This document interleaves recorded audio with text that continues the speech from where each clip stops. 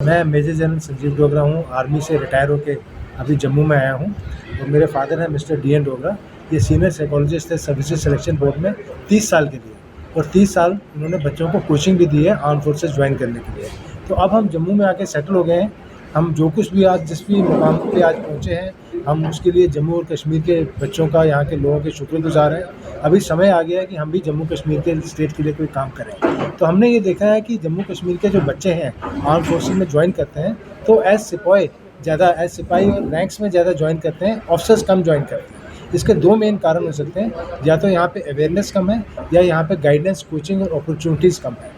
तो हम दोनों चीज़ें करना चाहते हैं, यहाँ के बच्चों में अवेयरनेस भी बढ़ाना चाहते हैं इस मामले में, और यहाँ के बच्चों को क्वालिटी गाइडेंस और कोचिंग भी देना चाहते हैं ताकि वो आर्म फोर्सेस में ऑफिसर्स ज्वाइन करने के लिए सक्सेसफुल रहें, और उनका जो मन में तमन्ना होती है देशभक्ति की और आर्मी में जाके सर्व करने की, वो तमन्ना उनकी पूरी हो। और हम देखें कि आर्म फोर्सेस में जम्मू कश्मीर के ऑफिसर्स और ज़्यादा, तो इसलिए हमने एक डोगरा एसएसबी कोचिंग सेंटर शुरू किया है। मेरे फादर क्योंकि साइकोलॉजिस्ट थे एसएसबी में, और मैं एक ट्रेंड इंटरव्यूइंग ऑफिसर हूँ इस सिलेक्शन प्रोसेस का, तो हम दोनों मिलके पूरा समझते हैं कि क्या क्या ऑफिसर लाइक क्वालिटीज़ चाहिए होती हैं बच्चों को, वो क्वालिटीज़ कैसे इम्प्रूव की जा सकती हैं, कैसे उनकी जजमेंट की जा सकती है, वो हम करके बच्चों को ट्रेन करेंगे आर्म फोर्सेस ज्वाइन करने।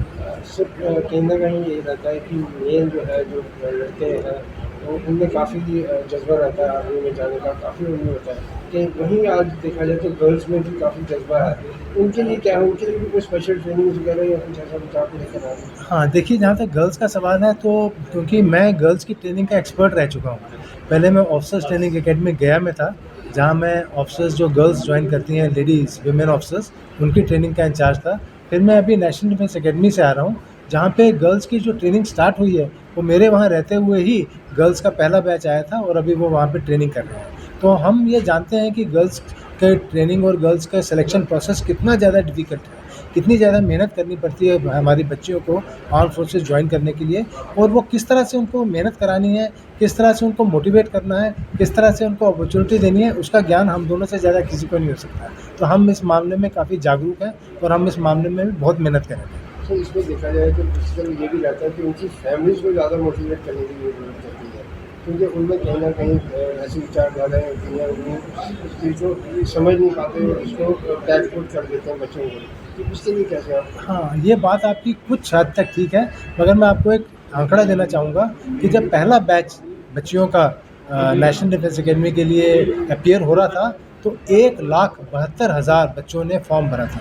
1,72,000 लड़कियों ने फॉर्म भरा था, और 18 लड़कियाँ उसमें से सिलेक्ट होके आई थी। यानी कि 1,72,000 में से 18 लड़कियाँ सेलेक्ट हुई थी। तो सिलेक्शन प्रोसेस बहुत टफ है। लोगों का फॉर्म भरने में कोई प्रॉब्लम नहीं है, फॉर्म तो 1,72,000 ने भरा था, मगर फाइनल सिलेक्शन केवल 18 की हुई थी। तो मैंने ये देखा है कि प्रॉब्लम ज़्यादा लोगों को अवेयर करने में और लोगों को फॉर्म भर के ट्राई करने में प्रॉब्लम नहीं है, प्रॉब्लम है प्रॉपर गाइडेंस, कोचिंग और अपॉर्चुनिटी में। उसमें हम काम करेंगे। और जहाँ तक पेरेंट्स की मोटिवेशन है, बहुत ज़्यादा पेरेंट्स मोटिवेटेड है अपने बच्चियों को आर्म फोर्सेस में ज्वाइन करने के लिए, और आर्म फोर्सेस में जितना अच्छा एनवायरनमेंट है बच्चियों को काम करने का, उनको मेहनत, उनको एक्सेल करने का, इतना एनवायरनमेंट मेरे ख्याल से बाकी जगह इतना होगा नहीं। सर हमारी युवा पीढ़ी काफ़ी ड्रग्स की तरफ ले जाती है, क्या उनके लिए भी कोई ऐसा है जो? देखिए, मैं तो ये मानता हूँ कि अगर कोई आदमी कंस्ट्रक्टिव काम कर रहा है, जैसे आर्मी में ज्वाइन करने की तैयारी कर रहा है या अपनी पर्सनैलिटी को इम्प्रूव कर रहा है, तो वो ऑटोमेटिकली ड्रग्स से दूर जाएगा।